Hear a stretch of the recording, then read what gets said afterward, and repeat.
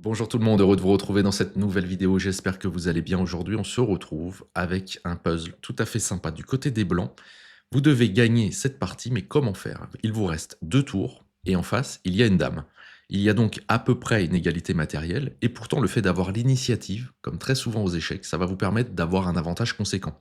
Avantage tellement conséquent que vous pouvez gagner cette partie. Mais attention, il y a quelques subtilités, quelques pièges à éviter dans la position. Donc évitez tout ça, trouvez tout ce que vous devez trouver. Vous pouvez utiliser l'échiquier virtuel pour vous aider si nécessaire. J'en profite d'ailleurs, concernant cet échiquier virtuel, pour remercier les gens qui m'ont répondu hier, parce que j'avais quand même quelques bugs le concernant. Et grâce à vos réponses, je pense que je vais pouvoir améliorer tout ça et vous proposer un échiquier virtuel qui ne bug plus. Mais je n'ai pas encore pris le temps d'explorer toutes vos propositions, j'en suis désolé. D'ici quelques jours, j'aurai un peu plus de temps devant moi et je vais corriger tout ça. Donc merci à vous pour vos réponses. Bonne réflexion à vous, mettez en pause et on se retrouve juste après. Allez-y. Alors, si vous êtes revenu de la pause ou si vous ne voulez pas réfléchir, on y va, on étudie cette position. Donc, comme je vous l'avais dit, vous avez l'initiative. Donc, tous les coups d'attente au premier coup ne fonctionnent pas. Par exemple, si vous dites je vais doubler mes tours, ce qui semble être un bon coup en soi, eh bien, le joueur noir va tout simplement pouvoir vous faire des échecs perpétuels, vous embêter à l'infini. Vous ne pourrez jamais cacher votre roi suffisamment bien pour éviter les échecs. Donc, même si vous vous réfugiez tout en bas, la dame aura toujours possibilité de vous faire des échecs. C'est impossible de se protéger complètement. Donc, on oublie le fait de faire un coup d'attente. Au même titre que si le coup d'attente avait été, par exemple, tour H7, ben là, c'est encore pire, parce que d'une façon ou d'une autre, la dame va même récupérer l'une de vos tours. Par exemple, en faisant un échec ici en G5, je joue un peu au hasard, mais il y a moyen de trianguler la position et de récupérer une de vos tours, voire derrière de gagner la partie. Donc, on oublie les coups d'attente, que ça soit pour doubler les tours ou pour jouer comme ça un coup intermédiaire. Donc, il faut commencer par un échec, mais pas n'importe quel échec. Si vous avez envisagé l'échec avec la tour C qui viendrait en B1, eh bien sachez que c'est une erreur, parce que effectivement, si le roi noir file sur la colonne A, à ce moment-là, ça c'est génial, ça vous permet de mater.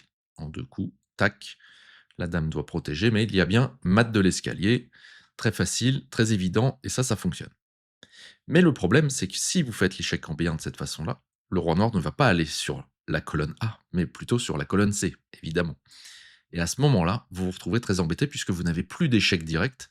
Vous pouvez espérer effectivement mettre votre dame en C2 pour faire l'échec à la découverte, mais malheureusement c'est catastrophique puisque les noirs reprennent l'initiative, vous font par exemple un échec direct ici et récupèrent encore votre tour et vont finir par gagner cette partie. Donc attention de ne pas faire l'échec avec la tour C. Donc vous l'avez compris, il fallait commencer par faire un échec avec la tour H. Et hop, en B2, échec.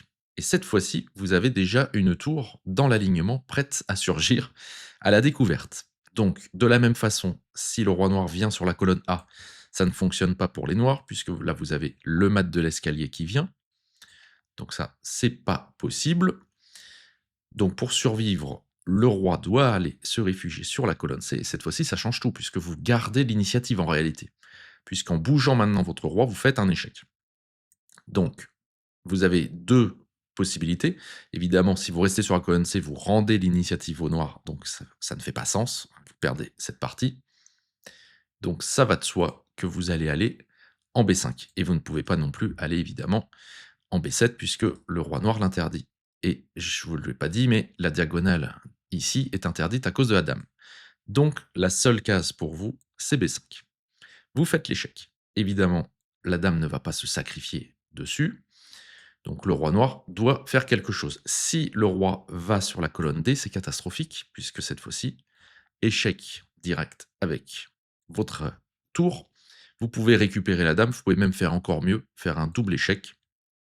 Le roi doit s'éloigner et vous récupérez la dame, il vous reste 2 tours, et là je vous fais pas un dessin, vous gagnez cette partie.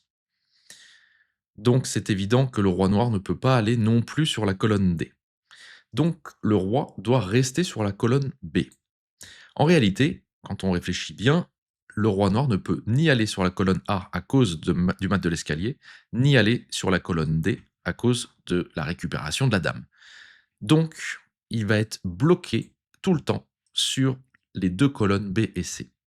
Et maintenant, évidemment que ça peut durer longtemps si vous oscillez comme ça, de gauche à droite. Évidemment, c'est pas à votre avantage en tant que blanc. Donc vous allez en fait descendre dans l'échiquier. Et le roi noir, bah, il va pas pouvoir faire grand-chose, il va vous accompagner éventuellement. Et vous allez continuer à descendre pour en réalité passer derrière vos tours, vous l'avez compris. C'était donc ça la technique. Il fallait faire une alternance d'échecs de gauche à droite pour à chaque fois créer une découverte, tout en interdisant, je viens de vous le dire, les 2 colonnes ici qui sont dangereuses pour les noirs.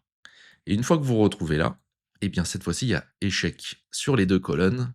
Évidemment, le roi noir, pardon, ne peut plus se cacher ailleurs que aller sur la colonne D. Et maintenant, vous l'avez compris, c'est très facile de gagner cette partie puisque vous avez un échec, une enfilade qui vous permet de récupérer la dame. Voilà ce qu'il fallait trouver. Vous voyez, c'était pas un exercice très compliqué, mais il fallait quand même comprendre pourquoi l'échec devait être fait avec la tour H et après comprendre ce mécanisme. Au passage, je vous indique que le roi noir ne pouvait pas rester en haut, ça ne servait pas à grand chose. On pourrait se dire si le roi reste au contact de sa dame, qu'est-ce qui se passe? Ça ne change strictement rien, puisque vous vous retrouvez exactement dans la même posture ici. Le roi doit aller quand même sur la colonne D, et là, il ne pourra de toute façon pas éviter le double échec qui fait perdre la dame, et vous gardez de toute façon les 2 tours. Quand bien même vous auriez sacrifié une des 2 tours sur la dame, et avec une tour supplémentaire, vous gagnez quand même la partie, mais de là, vous gagnez encore plus facilement avec les 2 tours. Voilà. Donc dans tous les cas, le roi noir était perdu. Voilà ce qu'il fallait trouver. C'est un exercice relativement simple, j'espère que vous l'avez trouvé. Si ce n'est pas le cas, ce n'est pas grave, restez confiant pour le prochain. On va peut-être augmenter un petit peu en difficulté ces prochains jours le niveau des puzzles. C'est suivant les humeurs et puis suivant aussi vos réponses, ce que vous voulez trouver. J'essaye d'alterner tranquillement des exercices délicats et des exercices plus accessibles. Là, on était clairement sur un puzzle assez facile. Voilà, j'espère qu'il vous a plu. Si c'est le cas, mettez un pouce en l'air. N'oubliez pas de vous abonner à cette chaîne. Et puis prenez bien soin de vous. On se retrouve dans une prochaine vidéo. Allez, bye bye.